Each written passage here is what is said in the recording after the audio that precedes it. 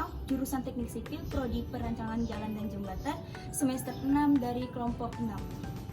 Video ini dibuat untuk memenuhi tugas pada mata kuliah pemindahan tanah mekanis dengan dosen pengampu Ahmad Rapi, SPD, MPD.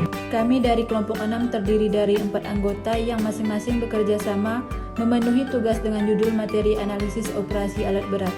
Sebelum kami memasuki pembahasan lebih lanjut, maka kami akan memperkenalkan diri terlebih dahulu. Dengan saya sendiri, Selpira Sima dengan NIM 4062019-035. Sudiarti Ningsih 4062019-039. Yunita Puspitasari dengan NIM 4062019-049.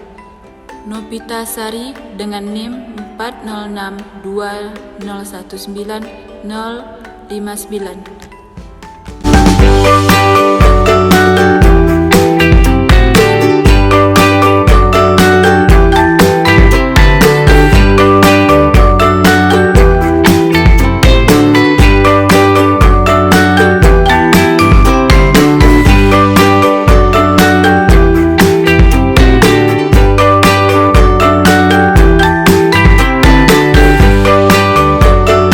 Baiklah, kami dari kelompok 6 akan mempresentasikan materi dengan judul analisis operasi alat berat.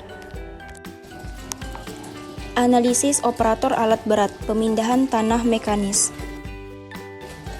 Analisis operasi alat berat dibagi menjadi 3, yaitu waktu, faktor efisiensi, dan material.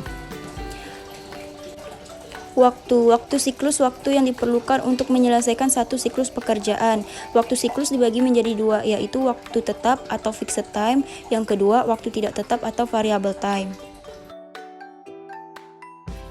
1. Waktu tetap atau fixed time, waktu yang diperlukan untuk gerakan-gerakan tetap dan besarnya konstan. Misalnya, waktu tetap pada ekskavator adalah ketika mengayun atau swing, baik ketika ekskavator dalam keadaan kosong maupun bermuatan. Waktu tetap dump truck adalah ketika membuang muatan, sedangkan waktu tetap wheel loader adalah ketika menumpahkan muatan.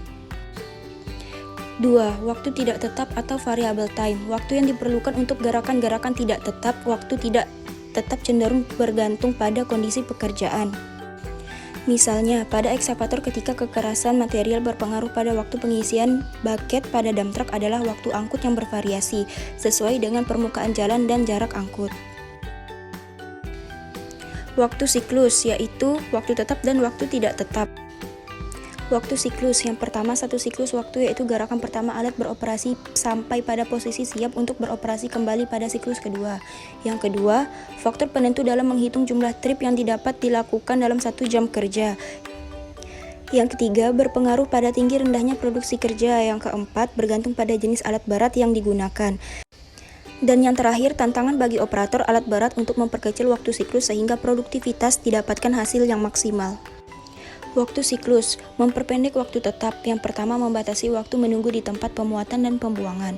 Yang kedua, dilengkapi peralatan tambahan. Contohnya ripper yang digunakan pada traktor pendorong untuk membantu pembongkaran material. Terakhir, tempat pengambilan material terletak sedemikian rupa sehingga ketika bergerak jalan yang dilalui menurun. Memperpendek waktu variabel. Yang pertama, perancangan jalan angkut material yang cermat sehingga satu siklus pekerjaan dapat diselesaikan dengan cepat. Yang terakhir, perawatan jalan angkut material untuk memperpendek waktu pengangkutan material. Di sini terdapat tabel siklus kerja alat berat. Yang pertama ada ekskavator, bulldozer, motor grader, wheel loader, dump truck, wheel test scraper, dan kompaktor atau roller.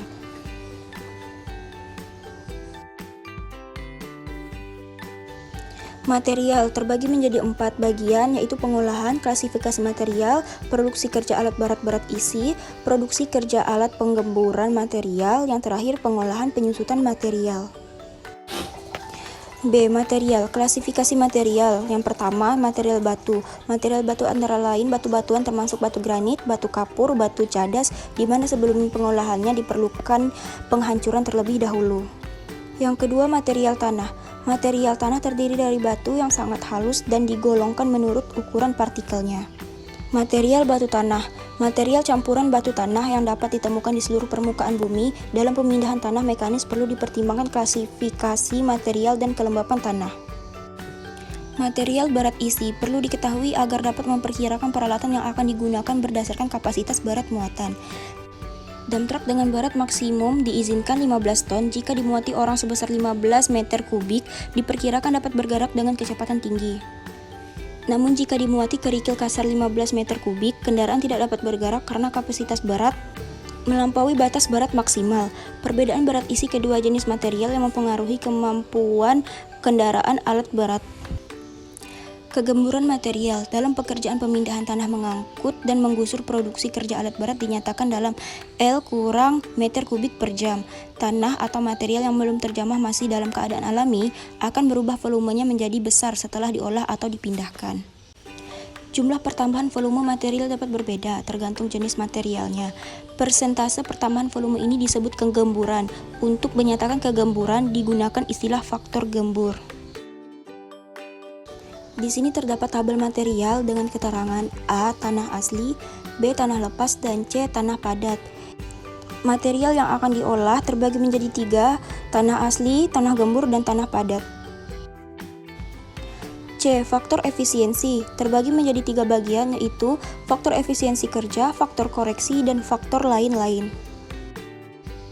Faktor efisiensi kerja.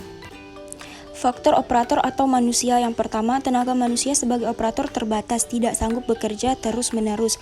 Yang kedua, cuaca dan kondisi kerja bervariasi, berpengaruh terhadap kondisi operator. Kemudian faktor mesin. Yang pertama, tidak mungkin alat terus-menerus bekerja. Perlu istirahat, perlu waktu pendinginan sehingga mengurangi waktu kerja alat. Yang terakhir, efisiensi berkurang. Kemudian di sini ada tabel yang berisi jumlah jam kerja dan faktor efisiensi. Yang kedua, faktor koreksi atau angka faktor. Di sini ada kondisi kerja yaitu angka faktor. Yang pertama, untuk mengubah taksiran produksi sesuai pekerjaan dan kondisi setempat. Dan yang kedua, berbeda-beda bergantung pada jenis pekerjaan dan jenis alat yang digunakan. 3. Faktor lain-lain. Yang pertama ada rugi untung. Yang pertama, kontraktor tidak mau rugi akibat salah perhitungan. Yang kedua, estimator harus dipertimbangkan segala faktor, bahkan faktor non-teknis juga. Yang terakhir, jika ada masalah ketika alat berat beroperasi, harus ada kemungkinan solusi pemecahannya. Kemudian ada contoh kasus. Yang pertama, pengoperasian alat berat yang kondisi dan usianya relatif tua. Kemudian, produksi kerja yang dihasilkan juga berbeda dengan alat yang masih baru. Contoh soal, suatu saluran berukuran 0,40 meter dikali 1,0 meter dengan panjang 100 meter akan digali menggunakan ekskavator. Berapa volume galian yang harus dikerjakan ekskavator bila tanahnya memiliki faktor gembur 1,25? Jawabannya, pertama sekali yang perlu dicatat adalah produksi kerja ekskavator dalam kondisi gembur. Penyelesaian pekerjaan harus didasarkan pada material gembur, volume material asli atau padat alami. 0,40 meter dikali 1,00 meter dikali 100 meter sama dengan 40 meter kubik. Volume material gembur sama dengan 0,40 meter dikali 1,00 meter dikali 100 meter dikali 1,25 meter sama dengan 50 meter kubik.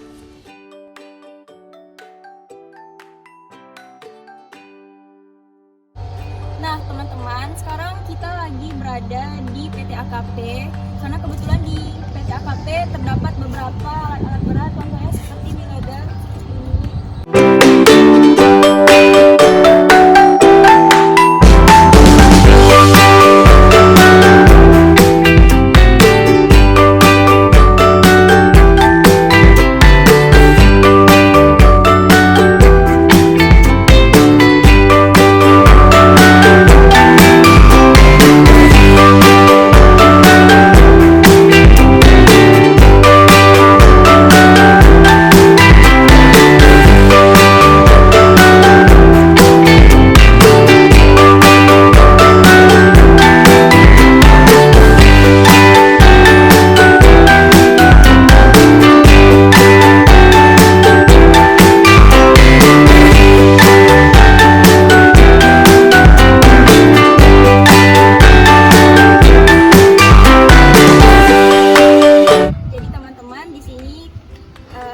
akan memperlihatkan kepada teman-teman semua bagian-bagian pada alat wheel loader. Di sini saya sudah bersama Bapak Burhanuddin yang akan membantu kita untuk memperkenalkan bagian-bagian alat wheel loader kepada teman-teman semua. Ada bagian bucket ini Pak ya? Ini bucket ini fungsinya untuk mengangkut beberapa muatan ke dump truck. Tapi kebetulan dump trucknya dampaknya lebih keluar, jadi kita cuma bisa memperlihatkan bagian ini saja. Ini bagian namanya lever, fungsinya biasa Ya, untuk menggerakkan bucket ini semacam encel. semacam encel untuk menggerakkan bucket. Bucket ya. Terus yang ketiga ada lip cylinder kan ini Ini ya, pompa. pompa Pak ya, ini lip cylinder fungsinya untuk Iya, untuk itu buka tutup paket juga. Ini namanya kalau Indonesia nya boom ya, untuk ngangkat tinggi paket untuk ya loading ke dump truck. Oh, iya. Terus yang selanjutnya headlamp, lampu. Iya.